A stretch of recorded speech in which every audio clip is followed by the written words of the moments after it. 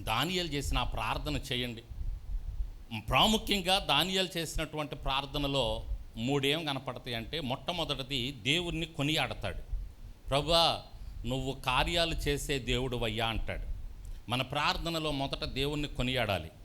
రెండోది, అయ్యా నేను పాపిని, మా పితరులు పాపులు, మేము పాపులం, కాబట్టి మా పాపాలను క్షమించయ్యా అంటాడు. మన ప్రార్థనలో తప్పకుండా ఏముండాలి? మన ప్రార్థనలో తప్పకుండా పాపపు ఒప్పుకోలు ఉండాలి. నేను పాపినయ్యా. ఎందుకంటే ఏదో ఒక విషయంలో తప్పిపోతుంటాం కాబట్టి మన పాపాలు మనం ఒప్పుకోవాలి. మొట్టమొదట దేవుణ్ణి కొనియాడాలి, ఆయన్ని స్తుతించాలి. మన ప్రార్థనలోనే దేవా నువ్వు గొప్ప దేవుడు అయ్యా అనాలి. ఇప్పుడు ఎవరైనా సరే నా దగ్గరికి వచ్చి నా ద్వారా ఏదన్నా పొందుకోవాలనుకున్నప్పుడు నన్ను పొగిడితే నేనేం చేస్తాను? వాళ్ళకి అది ఇస్తాను. అది మన దేవుని యొక్క బలహీనత.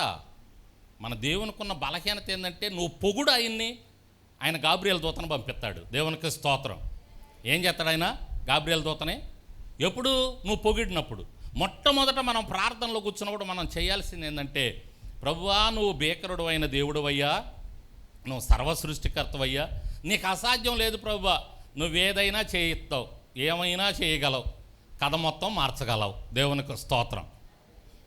నువ్వేమైనా చేస్తావు ప్రభువా, కాబట్టి నువ్వు గొప్ప దేవుడు అయ్యా అని ఆయన్ని స్తుతిస్తూ, ఆ తరువాత మన పాపాలు ఏం చేయాలి? మన పాపాలు దేవుని సన్నిధిలో ఒప్పుకోవాలి. మనం చేసిన ప్రతి పాపాన్ని ఒప్పుకోవాలి. ఆషామాషిగా తీసుకోవద్దండి, కొంచెం సీరియస్గా తీసుకోండి.